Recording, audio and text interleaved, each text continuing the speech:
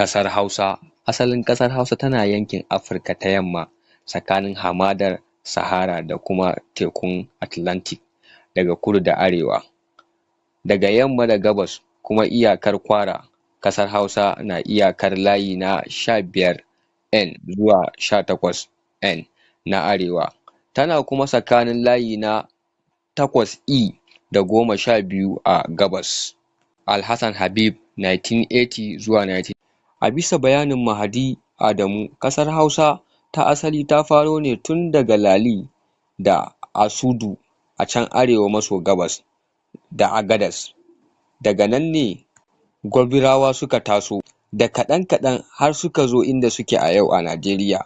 A yanzu kuwa Hausa tana yaɗuwa ne, tana ƙoƙarin komawa har izuwa gidanta na jiya, ƙarshen iyakar ƙasar Hausa. A kudu kuwa shine Yawure da Zaria, inda Bauchi ta yi iyaka da Kano. Garin Gabas, wato Biram, ita ce iyakar ƙasar Hausa daga gabas. A yamma kuwa bakin Tafi Ningi, ƙasar Hausa ita ce inda ba a buƙatar naɗa sarkin Hausawa. Wato wannan bayanin ya ware duk wasu zango-zango da ake magana da Hausa. Daura a ƙarni na 12 tana sarautar fiye da garuruwa 60.